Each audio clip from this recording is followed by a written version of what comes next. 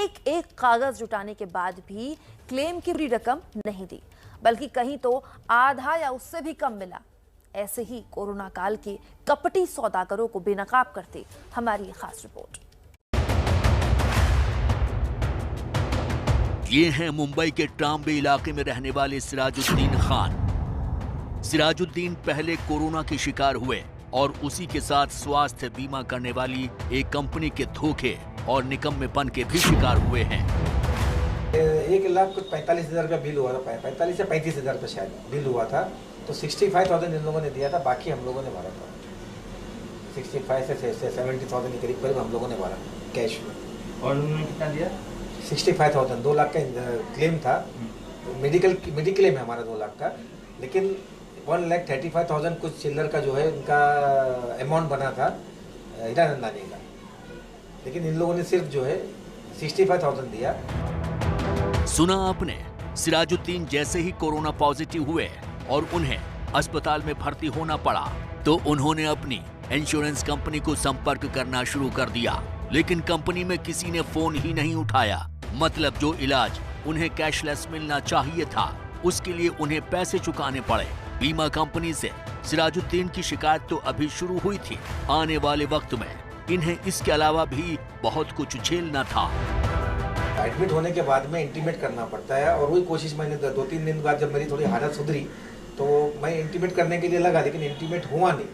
फिर मैंने मेल डाला तो मेल का भी जवाब भी 3 दिन तक नहीं आया और मैं डिस्चार्ज हो गया।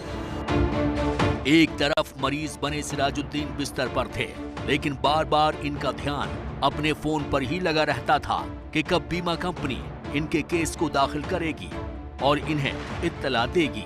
बीमा कंपनी ने ऐसा किया जरूर, लेकिन काफी वक्त के बाद, जबकि ये वही कंपनी जो बीमा देने के वक्त तुरंत केस पर कार्रवाई करने के वादे करती है, ग्राहकों को अच्छी सर्विस का भरोसा देती है।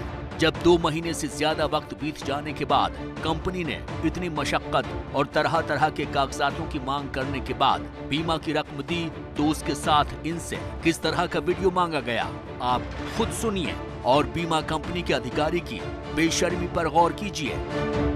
पूरा डॉक्यूमेंट्स वगैरह जो है उन लोगों को मेल किया मैंने, क्योंकि उस वक्त जो है पोस्ट वगैरह सब बंद थे। और रूल्स इन लोगों का ये है कि जो भी आपका ओरिजिनल डॉक्यूमेंट है, उसका ओरिजिनल डॉक्यूमेंट को जो है आप अपना जो लिस्ट वगैरह जो इसका फॉर्म होता है, जो रिएम्बर्समेंट का जो फॉर्म होता है, वो निकाल कर भर कर आपको मेल करना है, पोस्ट करना है। लेकिन पोस्ट ऑफिस बंद था और यहाँ तक कि कोई भी मतलब कहीं भी कोई मतलब पोस्ट का काम चालू नहीं था। तो उसमें सिस्टम था लोगों का मेल करने का।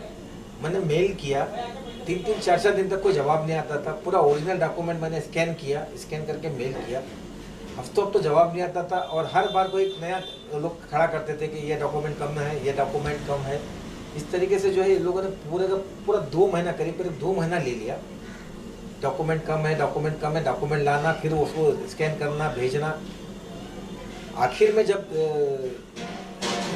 मई में मैं एडमिट था और जुलाई के करीब जो है, जुलाई शुरू होने पर पोस्ट ऑफिस का काम चालू हो गया था।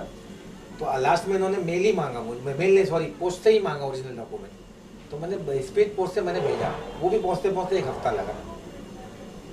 और वो भेजने के बाद में फिर उन लोगों का मेल आया कि आपका एक डॉक्यूमेंट कम है, आप डॉक्टर से एक सर्टिफिकेट लेके दो कि हाँ आप जो है इससे पहले आपको कोई बीमारी नहीं थी और आपको अभी कोविड हुआ है बोलकर। जबकि ऑलरेडी कोविड का मैंने पूरा रिपोर्ट, आरटीपीसीआर रिपोर्ट जो होती है, वो मैंने भेजा था थायरोकेयर से। बात सिर्फ मुंबई की ही नहीं है, देश के अलग अलग इलाकों से केस आ रहे हैं जिसमें कंपनियां अपने ग्राहक को परेशान कर रही हैं और सही समय पर भुगतान नहीं किया जा रहा है। इस बीच एजेंट, जो बीमा कंपनी और ग्राहक के बीच की कड़ी होता है, वो एजेंट भी अपने ग्राहक को बीमा की रकम न हासिल करते हुए देखकर अपने आप को ठगा सा महसूस कर रहा है। दोनों कस्टमर है, एक की 2+3 की पॉलिसी है और एक की 2+1 की पॉलिसी है। तो उनका ऑलमोस्ट प्रीमियम था 40-40 हज़ार रुपये का आसपास का प्रीमियम था।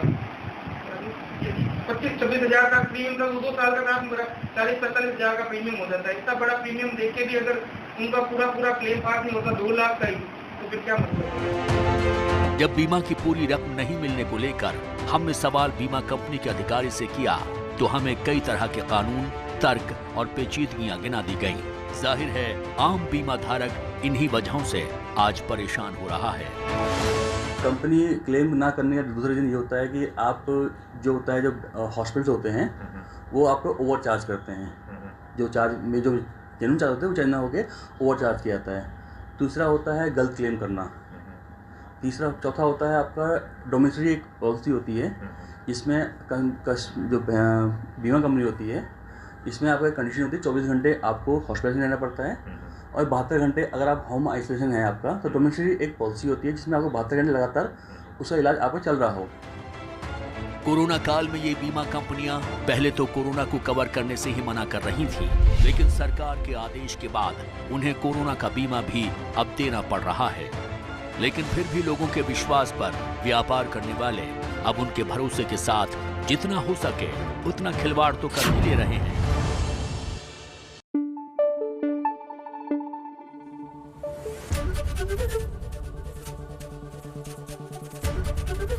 एबीपी न्यूज आपको रखे आगे।